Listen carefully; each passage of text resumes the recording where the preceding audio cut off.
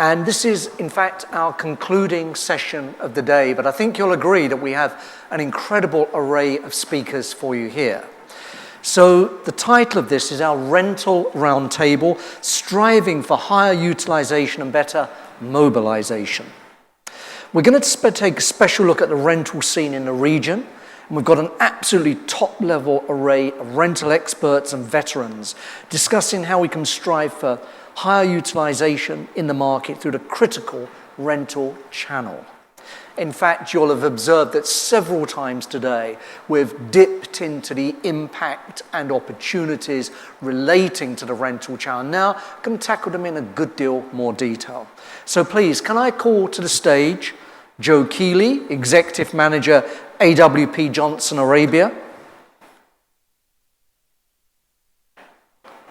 I think Joe will be with us in a second. Rob Cavalieri, Regional Training, Safety and Compliance Manager, Manlift Middle East. And Martin Newton, Technical Director for International Middle East Rapid Access.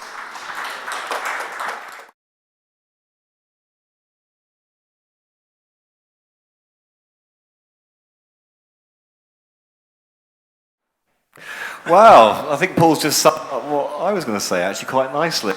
It feels like through the day the rental channel has come up quite often. I think it just typifies just how important you guys are actually to a lot of what we've talked about here.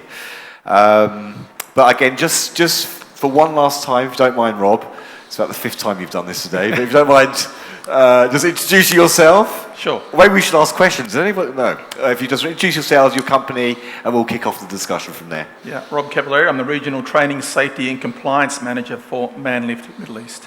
Thanks, Rob. Martin Newton. I'm the Technical Director for Locks and Rapid Access in the Middle East. Thank you, Martin. And Joe Keeley. I'm the Executive Manager for Johnson Arabia Middle East. Right. Now, on top, my top thing I said I've got my here is the state of the rental scene in the market. But I mean, I guess we've probably touched on that in some ways. But it'd be great to hear in your own words. If you don't mind, I'll start from this end. So what are your thoughts in terms of where we're at now in terms of the market demand? Yeah. So AWP is my specialist product, as with the gentleman. But I think the market is growing. There is growth, certainly in terms of it maturing, in terms of the applications that people are using it for. Yeah. As Rob mentioned earlier, we are still very heavily involved in construction, but you do see some maturity in other markets and industries and sectors. I mean, have you been surprised as how the construction market, even anecdotally, and we cover it a lot at CPI as well, is that it's a lot. It seems to be there was a feeling before the expo that, particularly in Dubai and UAE, that we might see a drop-off. But actually, the construction market seems to have been. I'm not saying it's boom time, but I'm saying it definitely seems to be stronger than I think a lot of people thought. Yeah, I think it's slowed definitely. Yeah. Certainly for us, it might have picked up in some residential construction areas. Yeah. People with other products certainly are having a good time at the minute. For us, it is slowed. But Saudi Arabia is obviously a big draw of equipment. Yeah, of course, yeah. But one thing I would say is that UAE has had what I would call its second wave of construction. If you describe its first wave to 2008 to 2011 sort of period of time, big ambitious projects. It's had its second wave, a lot of infrastructure, Expo of course.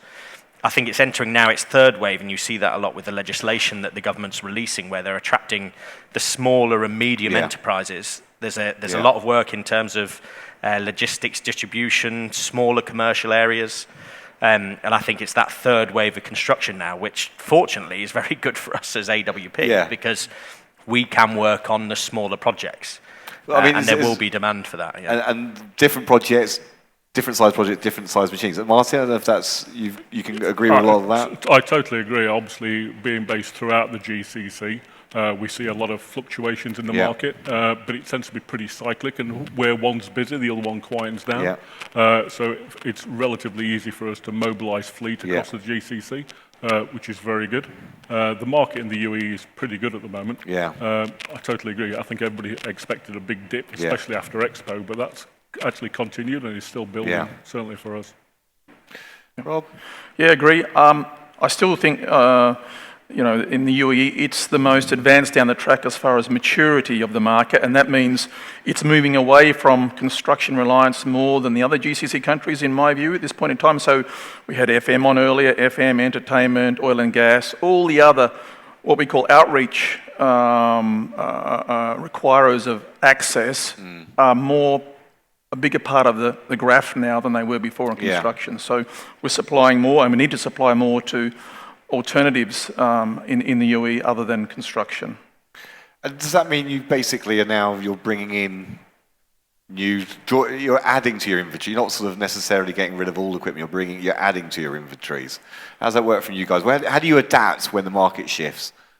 Yeah, I don't think there's a direct correlation between the organised or the people who require access to the type of equipment in your fleet. Yes, electrification is growing naturally anyway, but I think it's more. You have to every year you need to say, okay, what have we got in our fleet? What's the market going to ask for? And then you'll order more of that type of kit. It can be the height, the reach capabilities, and so on and so forth. But I think, for example, I mentioned we have approximately 37 to 40% currently in the UAE of DC electric machines. And I think it'll take, another 10 years before that gets to 50 or above that. Yeah. So do you think another 10 years before they get over 50, yeah, so they get I over think half the market? I mean, we looked at, 80% in China, all that sort of stuff. I mean, Martin, you're nodding your head there. Do you think? Yeah, I want to go all electric, but I just don't think the infrastructure is there at this moment in time. Where I think it will go is more into a hybrid model initially. Which will probably take another 10 years. And then we will be going to full electric when the infrastructure is there. It seems quite slow compared to the rest of the world, isn't it? Joe, what do you think? Well, I think I do disagree slightly. I think it will be slower than the rest of the world. But I think we are seeing... I think because of the maturity piece and the projects getting smaller, I think this answer is sort of based on what we've seen historically in the UAE. But if you look at, for example, the redevelopment of some of the existing areas, Al Quoz Industrial, for example, the MENA Port, they are established areas. I think they will be quicker to take up electric. And if you factor in the fact that we are now regenerating areas of Dubai and Abu Dhabi, existing areas we're not building That's something I never thought we'd see. I thought it felt like for a stage we just continue going outwards and outwards. But you're right, we are seeing regeneration. Yeah, there's still projects where it's still and you have electric's not going to work. They've got challenges because obviously they're existing infrastructure that was built 30, 40 years ago. So. Yeah, and I think by 2025, I think RTA is saying that they will have all electric fleet of taxi vehicles. You've got the use of hydrogen fuels, and I think there's a big project being released, I'm going to say, but finished in Abu Dhabi for hydrogen fuels. I think that will very quickly come on. I think it will be slow, but I'm not sure it'll be 10 years. I think it will be quicker. Martin, obviously you're dealing across the region as well. I mean, how do you see this? This must be... You can't apply the same thinking in the UAE as you can in Saudi Arabia. Or I think challenging is the phrase, really. Challenging. It's two different markets, but also there's been conversations earlier regarding Saudi Arabia and how things are moving forward with that, and that vision they have for 2030. Will they achieve it? I'm not so sure, but they're certainly going to get a long way towards. I mean, it seems it's. They're talking about it a lot, aren't they? I don't know if it's possible to sort of say whether or not you're seeing like the... They seem to be doing a lot of things as well, not just with construction, but just in the general things of how the country is changing. I mean, are you all travelling more often to Saudi Arabia? Do you find yourselves... I have for 20 years. Saudi is a very big market for us. We've been in there over 20 years, so we have... Although Saudi is a challenge, as was discussed earlier with SABR regulations and all the rest of it, I would like to think we've been in there long enough now to actually know what we're doing, but we still get caught out. I think the one thing that will be apparent from this region, and Saudi being a big part of it, is the energy demand globally is going to change, and there will be a shift. And this region has always been the centre of global energy when you think of its exports. I don't think they'll change that for their future plan. They will be the future of energy in terms of solar, in terms of nuclear, in terms of renewables. And I think they will, while we've said might be slower than some of the rest of the world because of infrastructure, I think their ambitions will be to be as fast as possible because they want to retain that area of expertise, which is energy, in any form. And I think there will be a huge... But is there a distinction between the public sector and, say, private companies? Obviously, Rob, you've been in this market now for 13 years. I mean, are you seeing, like, your customers' habits? Are they changing at all? Are they... We see changes in sales of equipment, and we see customers' habits changing, and larger projects. I think larger projects which might have more inputs from other countries have different requirements to a degree on what they ask for as far as access is concerned. But just getting back 1 or 2 points, if you look at the UAE government's own strategy, we were out at the Sustainability Centre in Al Qudra just recently, and our marketing manager, Damien, might be able to remember better than me, but I think the country's strategy itself is, I think it's more than 10 years before they're even thinking about going, plus 80% on renewables and stuff like that. So, but maybe Damien can bring that up later. So, and I would align with something like the country strategy is for that. Yeah. I mean, the other sort of, I guess, the other interesting thing about this is the digitalization of a lot of the sectors that you guys are obviously serving. But then I guess there's actually potential there for, the use of, maybe, we haven't really talked about this a lot today, but, we haven't really looked at artificial intelligence or the Internet of Things and those, these are sort of emerging technologies that do you think could shape even this industry? We were talking Absolutely, without a shadow of a doubt, I think if you look at the core job of us as an industry... But they are phrases. In what way are they going to change the way that we... all of us as rental companies, we only have one responsibility, or one reason for existence, and that is to maintain availability of a solution for customers. IoT, AI, they will be fundamental in improving how well we can maintain equipment, how well we can make equipment available. IoT will help us with all sorts of inputs and data in terms of how that machine is performing, what maintenance it requires. And then AI plugged into that will allow us to forecast demands in terms of repair of that machine, forecast demands in terms of where that machine needs to be deployed. Those two things will fundamentally change the way we look at availability and maintaining our equipment. Do you have to develop this stuff in-house, or does this come from the manufacturing side, and then you incorporate it into your own system? A mix of both. There's huge IoT platforms developed, I think, by every manufacturer in here. There's also wide availability of the IoT product from other third parties as well. You can already get and Martin will give great information on what you can already get from these systems in terms of maintaining your equipment. The AI bit is still probably a little way off, but it exists. I mean, Martin, you've been given the big up there. What do you think we can We get out have of a product, it's a purchase product. We also have some of the manufacturers' products fitted, but we use one, and we're just upgrading it to the new version, so we can see tracking of the machines, utilisation. We can give customers a lot of reports. We can also see battery voltages as they're going, and with the later machines with CAN bus technology, we can see a lot of fault codes and do a lot of diagnosis separately. So that is something that's a current ongoing project for us, and we're looking at implementing it on a lot of our fleet this year.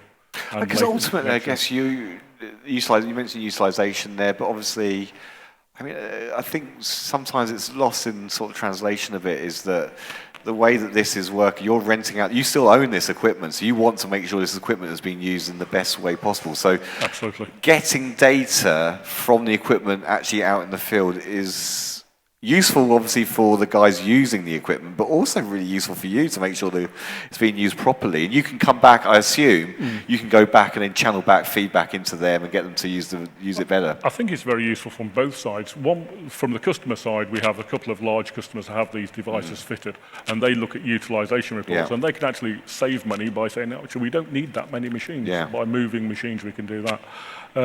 From our data side, So you can, they can then rent less machines from you? Yes. Is that a good thing? Yeah. We'd rather be open and honest. Yeah. I think both these two would both agree that our machines, particularly batteries and tyres and things, batteries we can see with an IoT system, are not the best looked after part of any machine when they're on a customer's site. Of course, yeah. They just get absolutely ignored, basically. So that will give us a lot better information. Rob, are you I mean, excited by it? Telematics, we have our fleet approximately 90% fitted with telematics, and there's potentially 25 benefits that our customers can obtain from telemetry. 25? Well, don't ask me to list them, Just 23 will do. But we should, so where the machines are, for example, how many hours, when their maintenance is due. We can also, what's very important to our customers and was used extensively at Expo, is we can control who uses the equipment. Are they competent or not competent? Are they trained or not? Where is it? Instead of having to answer the question on the phone, where is my piece of equipment that's being delivered, we can see where the vehicle is remotely, the customer can see, and they can do things like geofencing. If a machine goes outside an area where it's not supposed to be, us or the customer can actually make a call and say, where are you taking this piece of equipment? I mean, does that happen? We've used that already. By accident, or they've intentionally moved the... Oh, no, that happens. Does it go out of the zones? That's called geofencing. That's not extensively used, but it's used by bigger projects when you have multiple contractors on one site. You want to keep your machines within especially related to safety. We also have things like apps. We have a My Manlift app where customers can actually look at the type of machines that are available, the models and their availability, for example, and they can order machines using an app and stuff like that. Do you charge extra? No, that's part of the service. But let's be honest, you will use those type of customer added value benefits to increase your ADP, and that's what we should be doing. Yeah. If customers see a value in a service that we're providing, they're more often than not happy to pay a little bit more for that. So we use that for that reason, digitalisation. Yeah. So there's no way you can lose with this stuff, is that essentially? Sorry? There's no way you can lose. I wouldn't say that. I wouldn't say that. There's always a downside, maybe. There's no finance directors here. I mean, we've talked about the Saudi market again.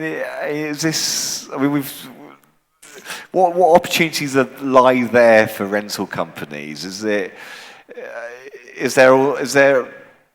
What I mean by that is there's obviously quite a lot of already existing Saudi companies obviously active in the market. Is there a big enough cake for everybody in the Saudi market, or is this something you have to kind of target and be very kind of targeted in terms of your approach? So, I think there's huge opportunities in growth for everybody, in Saudi Arabia. It's obviously, there's going to be a difference between what is said and what is communicated, and a difference between what actually happens. Yeah. But that's a Saudi market. But also they need to invest in infrastructure. Yeah. They've got the population that requires it. If you go on the forecasts of the number of migrant workers they expect to employ in Saudi Arabia by the end of 2025, which is, they state, 240,000. If you apply just a reasonable approximation for the number of bits of equipment that is therefore needed for that growth in people, there is huge growth coming in Saudi Arabia, of numbers in the thousands. But is this across Saudi Arabia, or is this in very... Obviously, we talked about... That number's across Saudi Arabia, but it is heavily linked to a few of the very, very big projects you hear about. Martin? I totally agree. The growth is huge. The Saudi market is not the UAE market, so you have to be a little bit careful. Yeah. I think it is across Saudi, but Saudi is historically, and I think always will be, project-driven, rather than in one other certain area, across an area. So you have massive projects in various different locations. And to be honest, over the 20 years I've been with Rapid, our fleet sort of, obviously it's changed, but basically moves around Saudi Arabia. It started in Dammam, then it ended in Jeddah, then Jizan, then back up to Riyadh. Traditionally, you always think of the Saudi market being 3 locations, which is Dammam, Riyadh and Jeddah. Yeah. But obviously now, I mean, the advent of these mega projects. That's not the case anymore, is it? Yeah, what we've always done in Saudi Arabia, just because of the distances, we could have machines like 2,000 kilometers away from our nearest location. Wow. So we actually set up project sites. So we have site containers, we have stores, we have workshops. So at most, probably half of our field engineers are actually based on site. They don't come back to the depots very often because of the distance. I mean, the other thing about the Saudi market is that obviously the Vision 2030 announcements seem to come along as well as a bit of a shake-up in terms of who was building what in Saudi Arabia as well. Obviously, there's quite a lot of changes in terms of the contracting level. And I don't know whether or not that's opened up more opportunities as well for other people to come in, because at one point it was quite a closed shop in some cases.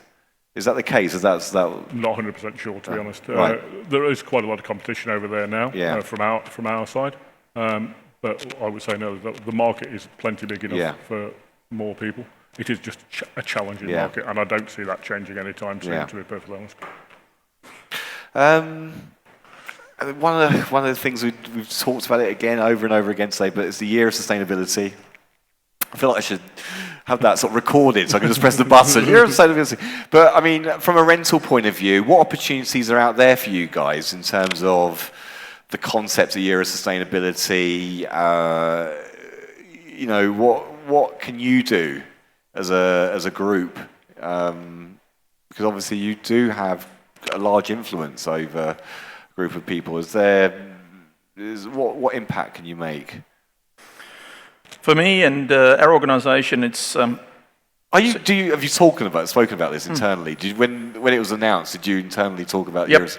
Yeah. So we have internal measures, for example, and we have sustainability as a much stronger focus as part of our SHEC in our teams now, and so we have KPIs, for example, on what we can do. But we may not be good at all of the 17 sustainability goals, so we pick ones that we can do well on. And at the moment we have a strong focus on number, but we quality of education and responsible consumption and production. And, you can look at the yards and the workshops, and again I mentioned suppliers before. When you say what can we do, one of the important things that a rental organisation should be doing is helping educate and improve the performance of our suppliers as well, and communicate with our customers and bring awareness to them. So, you may not be able to do everything yourself, but you can certainly spread the message and sort of help this region understand more about that important goal. I mean, collectively, the power is in your hands in terms of as a group. Is there some reason sort of coming to some sort of... There's definitely more collaboration that's required in terms of the rental industry. 100%. You look at America, you look at Europe, you look at India. They've all got rental associations that are a member of. We require leadership like that, I think, or not necessarily leadership, but collaboration like that, because you don't have to look. Well, you can look as far as you like, but there is a paucity of information in terms of equipment rentals position within construction, and that's global lack of that information. But then regionally, there is a significant lack of it. And when you look at our industry specifically within equipment rental, we're forecasted by many different forecasts to outgrow general equipment rental because of the maturing market. Everybody knows how to or knows the demand for earth moving and things like that. AWP is still maturing in this market. It still is globally, but it certainly is in this market. And I think what we haven't yet done is found a voice that talks about what we can do in terms of sustainability. Hence my question earlier today. There are still barriers between us and having that conversation. And while we can open the door, I don't think we are brought in early enough. I don't think we're consulted with, because we don't have that collaborative. Who do you need to be collaborating with then? Who would be in this list of with each other? Yeah. With each other. I mean, we discuss events like this. Yeah. We don't have a separate discussion. We don't have a European Rental Association, for example. We don't have an American Rental Association. We aren't sitting around a table and sharing, I suppose, the cost and the ingenuity of what we can do as an industry. We don't have that collaboration. And I think that's important. You look at the likes of Neon, and from personal experience, I believe they are looking for that sort of collaborative body in order to have a conversation about what can be done sustainably. Because not one organisation can do all the work, can it? No, That's the no, thing. So absolutely not. And we work with all the different contractors. We are competitors, so of course we're not exactly going to give each other the best helping hand, which is why you need an association to steer that conversation. It's friendly competition, isn't it? It is friendly competition. I think we've all known each other for quite a number of years. At the same time, we had a question about investment. Yeah. We all understand the cost of investment. We all understand the cost of maintaining equipment. We all, because of the complexity of construction, we all have a little bit of worry about what we're going to invest in and whether that investment's going to come off. Yeah.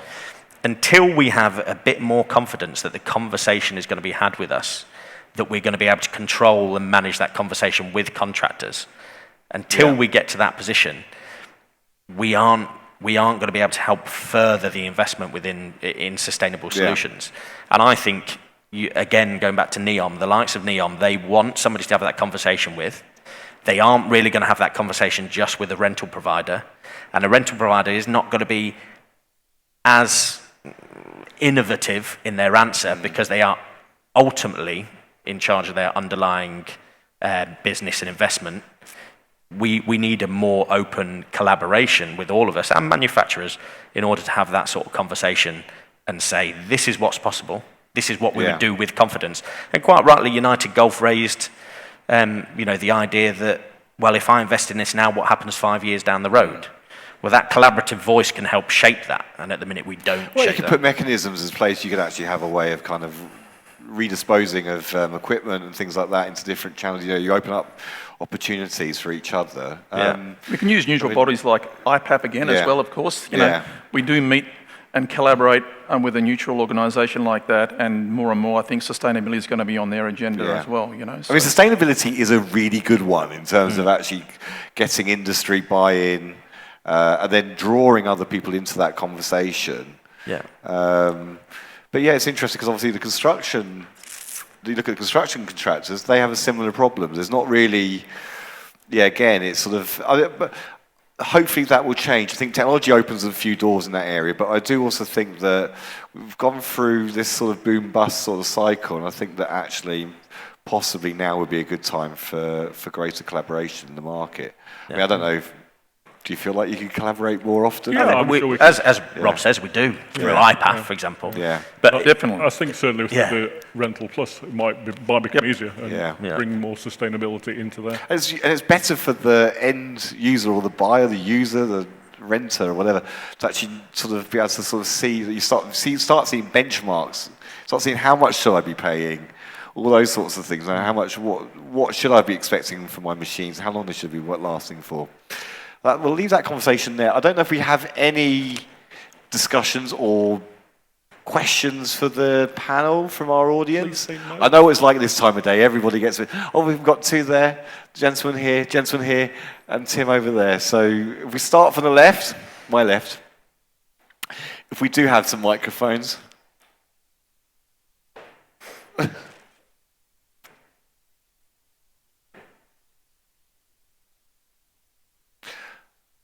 I was worried our AV team had gone to lunch then.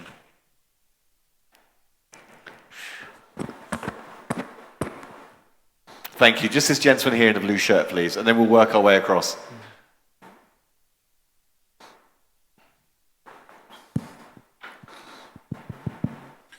Hi, Rob. You mentioned earlier about telematics and the advantages of that. You also touched on the operator RFID access and operator lockout system. As a business, you wouldn't be pushing that, but if with your IPAF hat on, where would the push for that operator access RFID come from? Would that come from IPAF or would that come from the client side? And how long do you see that moving into like a mainstream habit? Good question. Yeah, it's a good question.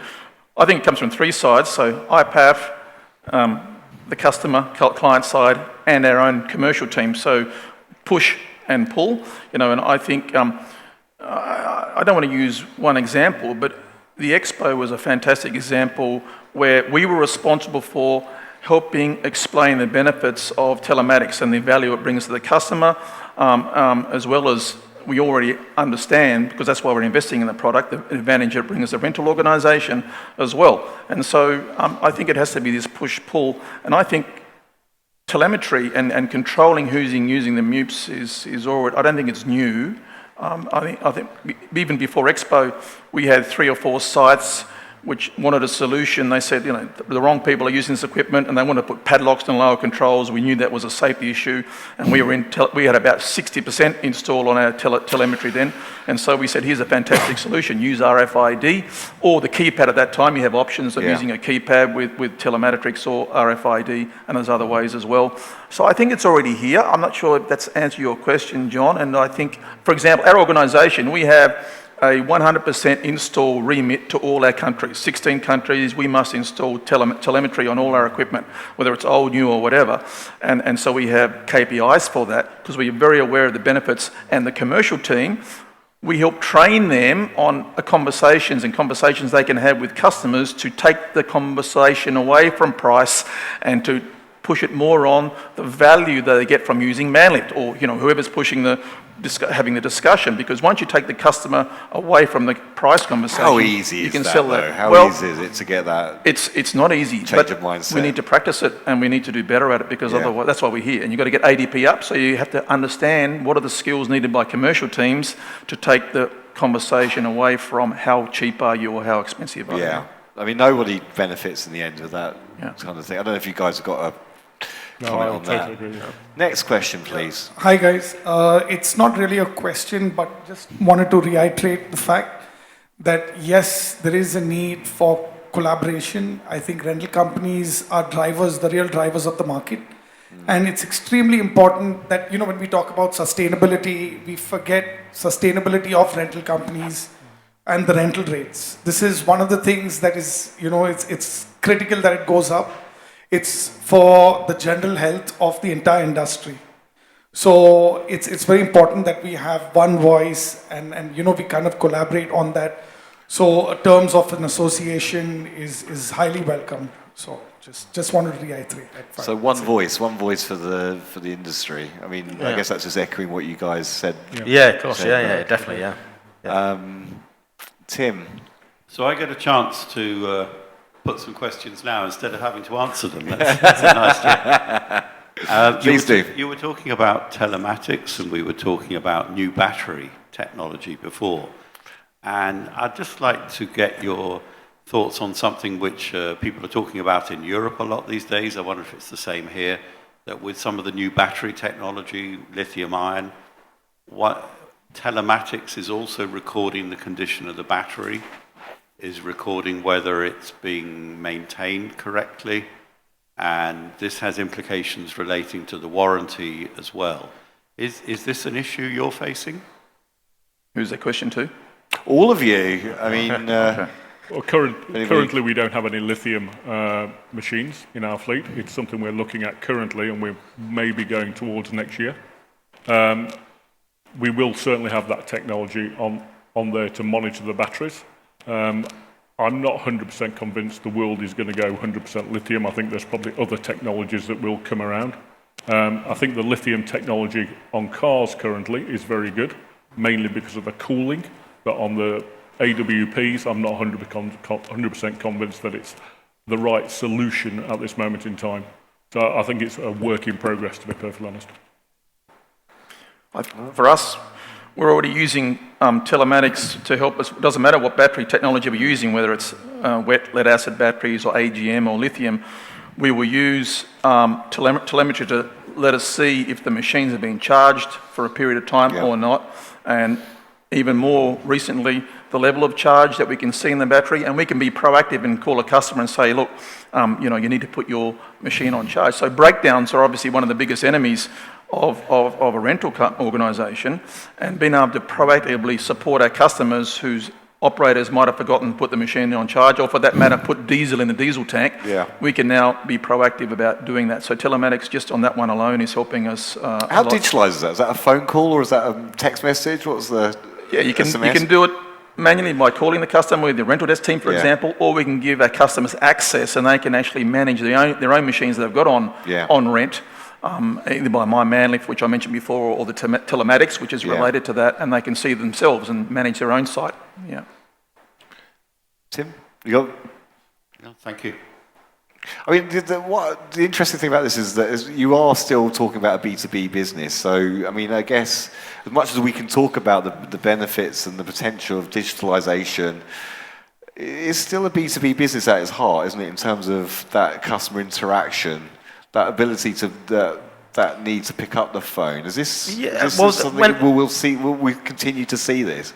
Yeah, that's like Rob sort of has mentioned earlier. That is only one area of it. Yeah. You know, the Internet of Things can be a customer-focused aspect, and like you say, it's still very B2B out here, and maybe it's better for B2C. But the data is very valuable to us internally that the customer doesn't see. And plug into that machine learning or AI, however you want to term it, you can start to build up trends to know that when a machine comes back off hire, what you need to pay attention to, you know, and it fundamentally just speeds up both your supply chain processes in terms of ordering what you require, speeds up your turnaround time in order to know what you need to pay attention to. And then, as Rob says, breakdowns are a significant issue because obviously you can lose your money, you can lose your client time.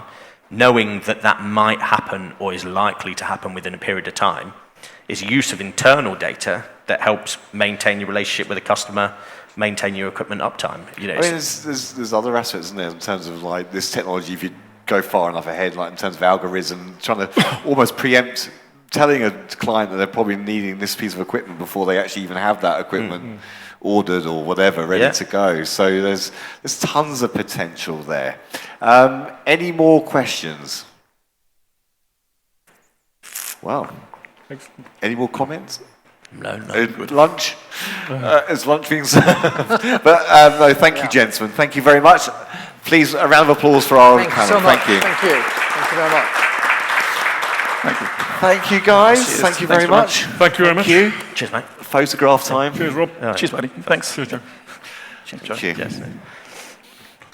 So, ladies and gentlemen, thank you very much for being with us through what I think are some very intriguing and provocative sessions we've enjoyed here today.